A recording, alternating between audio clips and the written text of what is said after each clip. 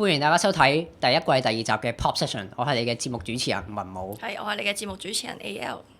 咁我哋喺上次咧第一集錄影，所以都有啲緊張咧，就有啲嘢唔記得講嘅。今次又我千叮萬囑要提翻自己，一定要講咧，就係我哋呢個節目咧係有呢個影片版同埋聲音版嘅。咁如果你而家係聽緊呢個聲音版嘅話咧，即係我就建議你可以轉翻去呢個影片版啦。因為影片版咧，我哋係即係經過呢個剪接嘅魔力咧，就係剪咗一啲相關嘅資料啊，一啲相關嘅圖片咧，去翻我哋個影片度嘅。咁樣相對上你睇呢個節目嘅時候，就會即係清晰翻啲去知道我哋到底喺度講緊啲乜嘢嘢啊，講緊譬如邊一個電影入邊嘅邊一個場景咁樣嘅。所以大家如果即係可以選擇就係睇呢個影片版啦。但如果你可能出街咁樣貪方便，可以都繼續即係聽我哋嘅聲音版都冇所謂嘅。但即係如果你想問翻啲相關嘅資料，可以睇翻我哋影片版啦。咁我哋上次又講完呢個星球大戰啦。咁今次咧，我哋今次就大家見到我哋係冇嘉賓嘅，係得我哋兩個嘅啫。咁因為我哋唔會即係集集都有嘉賓嘅，有時候都會係我哋兩個主持講翻啲我哋自己好熟悉嘅作品啦，一啲我哋研究咗好耐都可以，即係我哋自己有能力可以講到一集嘅作品啦。咁我哋今次會，大家如果見到我哋台面就見到咧，其實我哋今次係會講呢個即係 Marvel 電影世界觀嘅，即係呢個復仇者聯盟嘅電影系列。咁我哋首先要講一講嘅係乜嘢？嗰陣時其實即係 Marvel 電影世界觀，而家我哋睇翻去，其實佢而家個情況係出咗3個階段啦。佢係分階段咁樣出。咁我哋今集就係會集中講第一階段嘅，因為即係佢成個世界觀咁大啦，我哋冇可能可以一集就一次過講晒所有嘢嘅。同埋佢就算已經第一階段咧，已經有好多作品可以講噶啦。咁我哋當中會講嘅作品包括啲咩咧？就係最基本嘅電影啦，跟住之後就會有漫畫啦，同埋有其他啲周邊，我哋可以一定要即係可以了解多啲呢個世界嘅嗰啲商品嘅。咁我哋首先就講一講呢個即係 Marvel 電影世界觀去即係個製作起源係點樣先啦。咁佢其實呢個 Marvel 電影世界觀咧，佢初係喺即係2006年嗰時咧，就開始已經籌備緊呢個世界觀噶啦。咁當時嚟講，即係超級英雄電影其實都已經好流行啦，即係大家都一定有睇蜘蛛俠啊、神奇四俠啊，仲有咩呢個變種特工。咁但係佢即係呢啲相對上係佢哋認為係比較出名或者係 A 線，即係第一線係啦，上一線大牌嘅英雄啦。佢哋嘅版權已經去晒啲大嘅電影公司㗎啦。即係蜘蛛俠就喺呢個 Sony 嗰度啦，跟住變種特工又喺呢個 Fox 嗰度啦。咁即係變種特工而家都繼續 keep 住出嘅，個版權都仲係喺 Fox 嗰度嘅。咁咧喺嗰陣時咧，Marvel Studios 咧，佢哋就喺度諗，佢哋旗下其實仲有好多角色係喺佢哋自己版權入邊㗎啦。咁佢即係除咗賣出去嗰啲係只不過少少一部分嘅，有好多都喺自己旗下度嘅。咁佢哋有呢個 Marvel Studios，佢呢一間 Studios 公司咧，即係其實佢係一間獨立電影嘅一個即係製作獨立電影咁樣嘅一個 studio 啦。咁當時佢旗下嘅版權就有Iron Man 啦，即係我哋而家熟悉嘅鐵甲奇俠啦。跟住佢就喺 Universal 即係環球嗰度去收，即係合作攞翻呢個變形俠醫嘅版權就翻嚟嘅。咁佢初計劃嘅時候咧，就係用呢一兩部電影咧去做即係呢一個世界觀嘅展開。嗰陣時佢哋係諗住即係小試牛刀咁樣嘅，佢哋都未諗過會唔會成功嘅，即係試下拍一套電影咁樣去即係睇下會唔會可以真係收得喎。嗰陣時佢唔知你有冇睇到嗰陣時2006年嘅 Comic Con， 即係呢個動漫展，聖地亞哥動漫展。嗰陣時 Marvel 個即係佢個座談會咧，佢就即係公佈咗呢個 Marvel Studios 嘅成立咗，即係佢哋會拍自己旗下嘅電影啦。當時佢即係對啲 fans 嚟講咧，佢哋同佢公佈話，因為我哋而家呢一個 Marvel Studio 係屬於自己 Marvel 自己噶嘛，所以佢咧就可以考慮將旗下嘅角色連埋一齊，成為即係一個共同嘅世界觀。所有角色可以喺唔同嘅電影度出現。當時即係啲 fans 係即係對於佢嚟講好震撼嘅，因為一直以嚟超級英雄好多嘅電影都係因為版權問題啊，或同埋電影制度上面啊、影集上面嘅制度問題，都好多時都係主要就係 keep 住係即係一個角色一個系列嘅啫，係啦，好少會真係即係合埋一齊嘅。但如果你即係睇翻好多漫畫啊、好多遊戲咧，都會理解到，即係喺 Marvel 佢呢個世界入邊，呢啲角色係全部即係喺同一個世界入邊嘅。咁某程度上喺呢個電影上面咧，就即係令到即係 fans 嘅一個願望成真，可以喺大銀幕度睇到佢哋呢啲角色喺晒同一個地方啦。當時咧佢個情況好多 Marvel 一公佈咗呢啲嘢之後咧，佢好多嗰啲電影雜誌啦，佢哋都係好多電影評論人啦，都係唔睇好呢件事嘅。嗰陣時甚至乎係喺嗰啲報章度咧，佢哋寫明話 Marvel 推出佢哋嘅 B 線嘅英雄，即係佢係講到係 B 線係一個即係次級啲嘅英雄作品啦。咁當時嚟講，佢哋就即係 Iron Man 佢哋嚟講咧，佢喺 Marvel 漫畫個世界入邊係好出名嘅，其實即係一個好重要嘅角色啦。復仇者其中一個成員，最早嘅成員之一。係啦，佢哋真係好重要嘅角色嚟嘅，但就當時嚟講就即係唔可以登上大廳啦。佢即係好多人冇睇開漫畫，其實對呢個角色係唔了解，唔知佢係乜嘢嚟嘅。有甚至好多即係我自己嗰陣時好多朋友咧，佢都會即係誤解以為 Iron Man 係一個機械人嚟嘅，即係有啲咁樣嘅情況啦。咁佢喺即係2006年、2007年就開始拍攝佢哋嘅電影，就拍咗鐵甲奇俠1啦，跟住就係呢個新變形俠醫呢兩部電影嘅。咁就喺2008年度就係一齊上映嘅，一部冇記錯，一部係5月上映，跟住一部係唔知7月8月左右上映嘅。咁就係背靠背咁樣兩部一齊出嘅。咁咧當時嚟講咧，我哋睇翻即係普羅大眾佢哋嗰陣時嘅情況，我自己都係其中一個啦。我相對上比較特別啲嘅，因為我本身已經對 Marvel 有一定程度了解，嗰陣時細個已經即係睇開 Marvel 噶啦，玩開佢嗰啲遊戲嘅。咁即係嗰陣時我已經即係知道 Marvel 佢會做一件咁樣嘅事嘅，即係佢係諗住將呢個世觀合埋一齊嘅。但以好多其他觀眾嚟講，佢哋係唔知嘅，即係佢哋冇留意嘅話，第一次睇鐵甲奇俠，佢哋唔會知個電影諗住咁樣發展嘅。但係當你睇完咗鐵甲奇俠之後，去到最後嗰一幕係即係片尾嗰一幕啊！我哋知相當震撼。係啊，就係見到呢個由 Samuel L. Jackson 做 Nick Fury 呢個角色就出嚟，跟住就同主角 Tony Stark 講話：你只不過係呢個世界入邊其中一個英雄嘅，即係諗住。跟住佢就話要即係將佢招募入去個復仇者嘅計劃入邊啦。當時係完全係即係 mind blowing 啊，係完全係。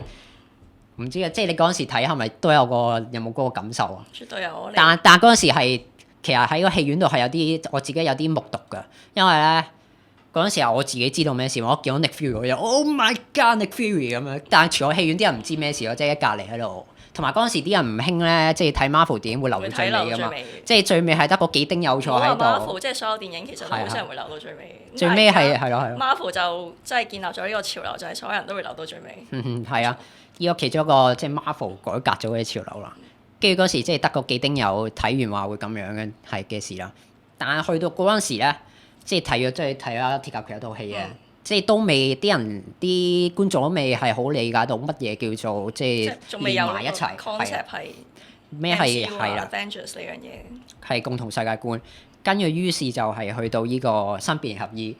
當時新變形俠醫佢就係即係一個重啟嘅作品啦。重新講個變形俠醫嘅故事，就將佢設定翻喺呢個 Marvel 電影世界觀嘅世界入邊啦。嗰陣時其實如果你有仔細地睇咧，個電影入邊已經有非常之多嘅彩蛋，係話俾你知佢係喺同一個世界觀入邊嘅。如果你睇翻所有而家現今，唔可以話所有現今嘅，去到第二階段已經變咗啦。即係淨係睇翻第一階段啦。我哋第一階段咧，佢係咁多套電影咧，連係佢嘅好主要嘅一樣嘢就係神盾局。就係 Shield 呢一個組織，所以喺嗰陣時係首先喺鐵甲奇俠有講到呢個組織啦，跟住喺新變形俠醫就都有出到佢呢個組織嘅一啲相關嘅影響，但冇直接觸到佢即係個成個組織係點樣嘅。跟住又係去到嗰陣時新變形俠醫特別啲，佢唔喺片尾度嘅個片段，純粹喺個電影嘅尾嘅，即係完咗套戲跟住就即刻連。佢冇㗎，佢套戲未完就已經出㗎啦。咁佢嗰陣時就係一出就係見到 Tony Stark。行入個酒吧度，跟住同個General Ross 同個將軍就傾偈，同佢講話佢哋而家即係喺度建立緊一個隊伍咁樣。嗰陣時一見到咧，啲人就開始理解係乜嘢一回事啦。因為見到 Tony Stark 一個喺鐵甲奇俠嘅角色，竟然喺新變形俠醫嗰套電影度出現喎。跟住同埋佢哋開始發現呢個世界嘅嘢係聯繫埋一齊嘅喎。佢就即係咧MCU 咧即係 Marvel 電影世界觀，我哋簡稱 MCU 啦。佢就係一件咁樣嘅一回事嚟嘅。咁我哋喺度即係睇翻嗰陣時咧，當時嚟講咧，就開始就令到即係社會大眾去留意共同世界觀嘅呢一回事啦。咁就而家去到我哋而家即係2016年啦，過咗8年啦，即係2008年開始，咁就開始好多電影公司都出佢自己嘅共同世界觀。但即係講到最元祖，令到依排係啊，最成功就係因為 Marvel 做咗一件事，令到呢件事變咗可以係而家業界嘅一個走向嚟嘅。咁佢其實佢好主要係因為佢一個系列嘅電影啦，佢會 keep 住拍極都有。唔會係即係可能就係拍完 Iron Man 1、2、3集咁樣就完咗，因為以前嘅英雄電影就係咁樣噶嘛。如果你睇翻即係蜘蛛俠佢哋嗰啲作品，咁我哋而家咧就可以入去講一講我哋入去正題，到底我哋應該點樣睇 Marvel 電影世界觀嘅第一階段。咁我自己覺得咧 Marvel 電影世界觀第一階段咧係我最中意嗰個階段嚟嘅。因為佢嗰陣時個目標好明確，亦都唔複雜。佢係啲作品相對上比較少。如果你同翻而家階段比嘅話，佢就同埋佢電影作品入邊嘅佢個故事鋪排啦，所有嘅伏線佢係即係鋪排得好好嘅。所有嘅嘢都係好有條理咁樣去話俾你知，去預告俾你知，我哋下一部電影會係做啲乜嘢，下一部電影會係個故事點樣走向，去到最尾會係復仇者聯盟呢一件事嘅。咁我哋AL，我哋如果睇呢個 Marvel 電影世界觀，第一樣應該要睇嘅作品係咩咧？呢個就當然係鐵甲奇俠 Iron Man 啦。咁當年咧，咁就其實 Marvel Studio 就2006年成立嘅。咁就同年咧，我冇記錯就應該係揾咗導演 Jon Favreau 嚟執到呢套戲。咁其實當初佢哋呢個劇本一出嘅時候咧，佢哋揾咗好多嘅導演，但係其實個個都 pass 咗。到最後去到 Jon Favreau 係啦，咁我哋呢度就有一隻 Iron Man 嘅 Blu-ray。Iron Man 係啦，咁就係咯，06年開始籌備啦，咁同07年咧，咁就而家 Marvel Studio 嘅主席啊 Kevin Feige 就嗰一年俾人任命咗做 Studio 嘅主席啦。咁另外咧，佢哋就籌備即係有個6人嘅類似創作嘅小組啦。咁就包括 Kevin Feige 本人啦，副主席Louis D'Esposito 啦。跟住其他部門，譬如 entertainment 啊、comic 啊幾位，咁就 Joe Quesada 啦、Alan Fine， 咁一個好出名嘅作者，睇 Marvel 都知啊 ，Brian Michael Bendis，同埋 Bendis，冇錯啦。咁就佢哋6個人主要係負責，即係 Marvel Studio，即係佢哋 creative 嗰條路向，即係走咩路線拍咩電影咯。咁跟住係啦，籌備拍攝嘅時候咧，咁就 Jon Favreau 其實有諗過想揾一個新人嚟做 Tony Stark 嘅。咁但係揀嚟揀去發現，咦 Robert Downey Jr. 先係佢嘅心水之選。點解咧？咁其實喺佢 Robert Downey Jr. 即係簡稱 RDJ 啦。咁佢拍 Iron Man 之前咧，咁就其實佢好戲嘅，但係就其實佢成日吸毒啦、持械啦，即係無牌咁揸槍啊，跟住超速駕駛啊，咁就算係霉過一排，坐過監都唔算一排嘅，都好一段時間啊嘛。可能都有幾年，但差唔多10年到啦。跟住咁就係啦，咁 Jon Favreau 就決定俾一次機會佢。咁 RDJ 本身佢個性格其實同 Tony Stark 都好似。我唔知你有冇睇佢嗰個即係audition 嗰啲片段咯？有。佢即係試鏡嗰啲片段咧，係佢一入嚟佢已經係啊。你已經 feel 到佢就係 Tony Stark。佢着咗一套西裝，跟住講嘢，跟住速度好快，好有嗰種好有智慧嗰種感覺。好驕傲啊，好串啊，但係即係佢做到 Tony Stark 嗰種性格出嚟咯。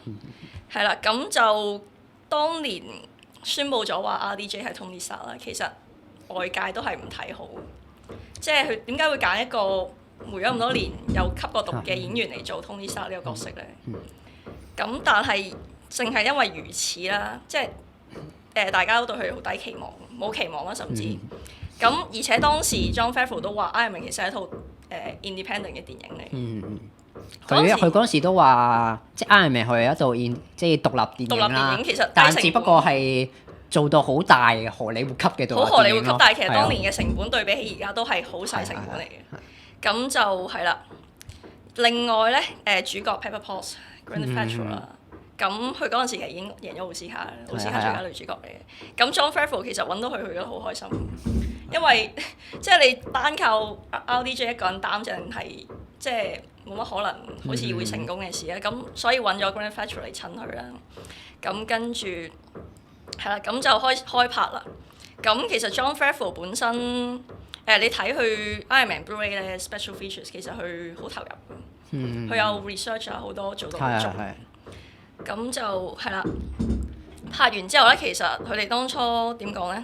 佢哋期望都唔算太高嘅，但係就估唔到係啦，一上映之後外界其實完全嗰陣時當時嘅情況係即係都係當佢一套普通嘅超級英雄電影，因為即係都出咗咁多超級英雄電影，佢哋都唔覺得會有啲咩即係新搞作啊或者好特別嘅嘢，都係上咗映。睇到票房，睇到大家嘅反應，先至而家咁樣嘅情況。但其實你就算睇翻咧，當時嚟講，佢係成功啦，但亦都唔算係好高嘅。係票房唔算好高，但係就有口碑咯。口碑呢個好重要啦。咁同年啦，《Incredible Hulk》，但係呢套咧就係 Universal 嘅，咁就同之前唔同啦。我哋冇錯，我哋 Iron Man 之後，我哋下一步要睇嘅就係呢個新變形俠醫。係啦。咁其實不如我哋補充翻少少點解要咁樣睇先啦。首先其實就係因為呢一個 Marvel 電影世界觀，佢唔係即係一朝一夕咁樣就整出嚟嘅，佢係每一部作品慢慢鋪排，由呢一套戲鋪少少，嗰一套戲鋪少少。咁我哋主要睇即係我哋研究翻 Marvel 電影世界觀嘅人都會主要都係跟翻佢個製作次序嚟睇先嘅，因為當時嚟講佢係出咗鐵甲奇俠先啦，跟住先再出呢個新變形俠醫啦。咁佢喺嗰陣時咧係鐵甲奇俠就係鋪咗一啲新變形俠醫你應該要知道嘅嘢，因為喺鐵甲奇俠入邊咧，即係佢係介紹咗 Stark Industry， 即係Tony Stark 住嗰間公司啦。咁佢呢套係呢個公司喺變形俠醫度，即係新變形俠醫個電影作品入邊係會出現嘅。咁如果你冇睇過即係鐵甲奇俠嘅話咧，你睇新變形俠醫你就唔會知道嗰間公司係乜嘢。亦都唔會知道最尾原來 Tony Stark 出現係 Tony Stark 嚟嘅，所以我哋而家即係講嘅呢一個睇嘅方法都係跟翻個製作次序，等你可以跟翻當時即係去製作同埋創作上面嘅情況去即係慢慢接觸翻呢一個作品個即係成個 picture 成個世界係點樣嘅。係，我哋繼續呢個新變形俠醫可以。係啦，咁頭先都提過，一開頭其實佢 opening credit 都已經有 show 到 Stark Industry 嗰個 logo 出嚟。咁 Stark Industry 你睇 Iron Man 都知佢係間製作武器嘅公司嚟嘅。咁去到新變形俠醫入邊咧，咁就 General Ross 啦，佢用嘅所有武器其實都係 Stark Industry 提供。係啊，簡單啲，其實如果你而家睇翻轉頭咧，就係 Tony Stark 俾武器General Ross 嘅嘢去捉 Banner 咯。Bruce Banner 係啊。但係佢同 Banner 又好 friend 喎，但係嗰時佢又俾啲武器去捉佢喎。因為嗰時係 Avengers 之前啦，係啦。咁新變形俠醫就頭先提過係一套 reboot 嘅作品啦。第一套嗰陣時係台灣導演李安拍嘅。咁但係其實票房口碑都係一般啦，當時嚟講。反而 Incredible Hulk 即係新變形俠醫，我個人嚟睇咧，其實我好中意呢套戲。我都好中意啊。因為係啦，點講咧？佢雖然點形容咧？佢嗰陣時咧，其實即如我哋同李安個對比翻。冇錯。李安即係如果你大家熟悉個導演啊，佢係相對文藝，好中意都係父子關係上面嘅。但如果我哋睇翻即係變形俠醫以往啲作品咧，好主要個啲故事內容都係關於逃避啦 Bruce Banner 逃避啦，同埋關於Hulk 佢嘅嗰種力量啦。咁呢套電影係好展現到嗰樣嘢出嚟嘅，我自己覺得。同埋主要係我覺得選角其實我好中意 Edward Norton 呢個演員。其實當初佢揀佢做 Edward Norton 做變形俠醫呢個角色，其實都有啲 surprise。我自己覺得即係而家係阿 Mark Ruffalo，佢就做變形俠醫啦。但我自己心目中都係中意 Edward Norton 多啲。因為你佢做到 Bruce Banner 變身前，即係好嗰種好瘦弱啊，好真係好科學家嗰種，冇錯，點好似好成日俾人蝦嗰種感覺咧。係啦，佢即係你講兩個角色嘅對比，即係Bruce Banner 同埋變形 Hulk 嘅對比咧，係 Edward Norton 佢係個對比係比較大比較出啦，係啊，明顯啲。同埋另外一樣嘢就係咧，新變形俠醫入邊咧，佢 Bruce Banner 同埋 Betty 佢呢個感情線，我覺得描寫得好好。就好似佢 Betty 當初係真係好中意佢兩個真係真心相愛，但係無奈佢老豆係 General Ross，咁就將佢兩個夾硬分開咗啦。咁其實新面合意音樂我好中意就係 Bruce Banner 喺即係落緊雨嘅時候咧，走去餐廳度睇下 Betty，Betty 唔知嘅，咁佢走咗之後，佢覺得咦有個身影好熟，跟住就追出去啦，一路落緊雨，雨中嘅情景，咁跟住佢兩個就相認翻喺雨中入邊喺度攬咧，嗰幕我覺得真係好深刻，拍得好好睇，好浪漫啊！冇錯。但係我自己睇翻即係變形俠醫呢個作品咧，我一直覺得變形俠醫呢個作品咧喺 Marvel 嘅世界上面咧係一個悲劇嘅作品嚟嘅，因為唔係即係除咗故事上面好悲劇之外咧，佢連成個作品製作上面我都係覺得好悲劇，因為次次都係佢拍咗一套要換人，拍第二套又換人，跟住最後又冇而家冇得拍第二套添，又冇得拍正 solo 電影都冇買，即係佢咁多年係換咗好多個演員做變形俠醫呢個角色嘅。咁咧，即係亦都係唔會係好似其他系列咁樣咧，可以即係可以拍到好多集一個系列咁樣3部曲咁樣嘅電影咯。所以我自己覺得係好唔抵嘅，就真係對於變形俠醫呢個作品。但我亦都真係好中意新變形俠醫呢個作品嘅。而論當時佢嗰種熱血咧，即係睇個電影佢係好比較簡單直接啲嘅鋪排啦。佢係嗰套電影係即係3場對決咁樣嘅一個鋪排嚟嘅。但佢就係做到嗰一種即係對睇漫畫嗰種對決嗰種熱血。新變形俠醫最後嗰幕對 Abomination 嗰個動作場面係拍得好好睇。好係，我係即係你嗰陣時喺哈林兩個大戰咧，即係打到爛晒啊，所有嘢孭晒，直升機冧晒，嗰幕其實係拍得好好睇。完全展現到佢嗰種力量。嗰兩個力量。即係如果你即係嗰陣時喺戲院睇嘅，即係一出拳啊，嗰下嗰啲聲咧係即係個 base 嗰啲 boom 嗰啲咧，你係 feel 到嗰個力量㗎，係真係。係啦，咁就我哋跟住係咪去下一套戲啊？定仲有咩補充啊？新變形俠醫仲有咩補充咧？其實係咯，頭先片尾就 Tony Stark 出現啦。咁呢個其實仲有少少嘢可以講嘅，但係呢個我哋就遲啲再講，因為佢可以連去到 one shot。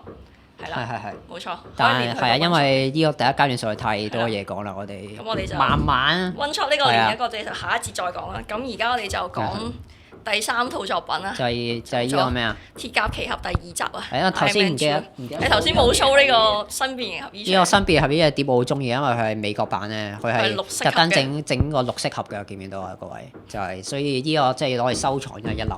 再加埋佢係有幻變封面嘅，大家可以睇到。係啦，咁跟住第3套作品就係新變形鐵甲奇俠2啦，係啦，冇錯。咁鐵甲奇俠2啦，咁外界其實評價好似麻麻地，評價麻麻地嘅，但係其實我個人都好中意，我個人都中意嘅。點解咧？其實講翻少少先啦。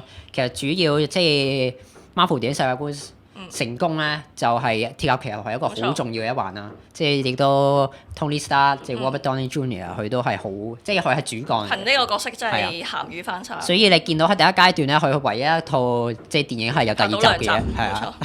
咁就鐵甲奇俠2點解外界差咧？其實因為好多人入到去係想睇 Iron Man 嗰件衫，嗰件甲。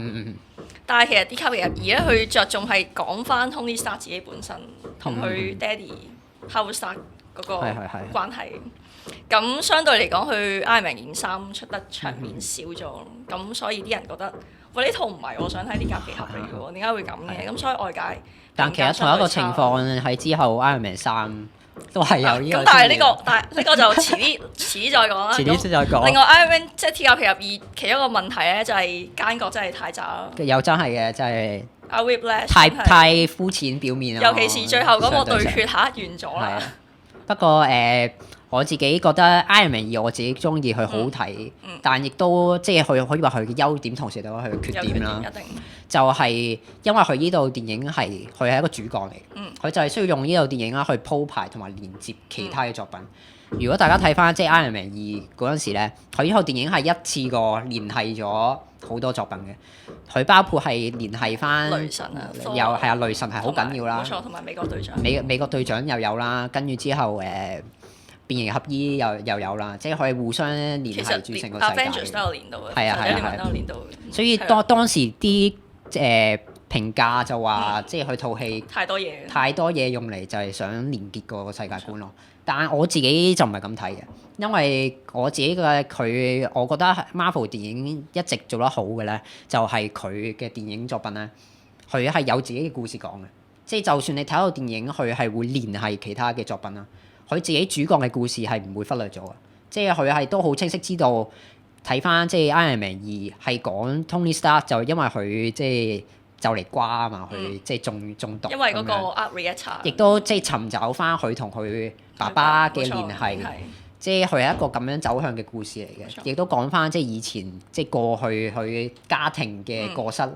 即係翻嚟惡果揾翻佢啦。然後同時間佢係介紹到新角色啦，入嚟做啦。係啦，呢個黑寡婦冇錯。咁就仲有其實佢我幾中意 Howard Stark 嗰一幕嘅，即係佢Nick Fury 俾咗個傷佢，咁就屬於佢爹哋嘅遺物。咁就揾到餅帶啦，咁就係當年即係 Star Expo 咁，佢爹哋錄咗一段嘢俾佢。冇錯。咁其實即係隔咗，佢當年係細路仔啦，入去玩，跟住俾佢爹哋鬧，咁跟住大隔咗咁多年咧，佢發現其實佢嗰段嘢對佢係有另外一個意思。咁再之後佢揾翻 Star Expo 嗰個藍圖嗰塊嘢啦，跟住就即係發現咗個新嘅元素。咁就佢嗰句對白其實我幾中意，就係隔咗咁多年，佢爹哋仍然都係教緊佢嘢。係。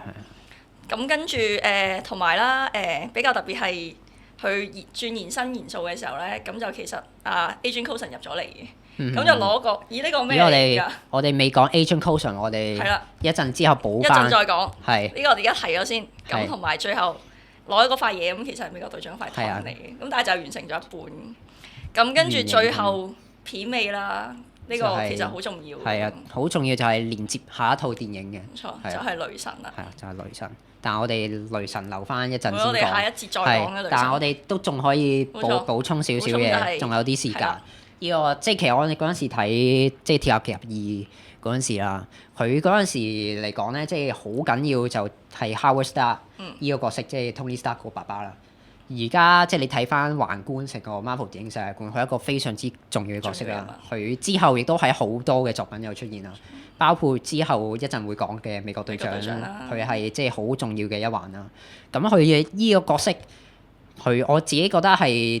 佢而家係好似係咪有3個演員演過呢個角色嘅？冇錯。有3個演員演過呢個角色嘅。每一個演員我覺得佢都即係都演得唔錯嘅。但相對上第一個演即係鐵甲奇俠1嗰陣時就比較忽略咗啦。之後兩個角色，之後兩個演員都有喺其他嘅作品度翻嚟，即係重演翻呢個角色啦。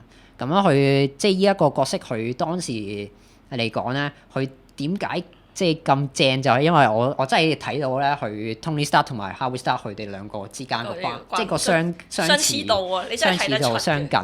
係啦。佢嗰陣時即係少少趣聞，又係鐵甲奇俠2嗰陣時咧，Howard Stark 佢個演員即係嚟拍攝嗰陣時，佢哋拍咗1日嘅。1日冇錯。就係想拍1日就錄晒即係嗰啲 footage 嗰啲片段，咁樣就完咗㗎啦。係啊。但就已經哇好深刻。其實已經係一個佢有個 foundation， 有個又奠定咗佢個地位喺度。係咯。好，咁我哋呢一節都差唔多。講住3套先。講住係咯，講完呢3套先，我哋之後第2節翻嚟，我哋繼續講其他電影同埋相關周邊嘅作品。一陣見。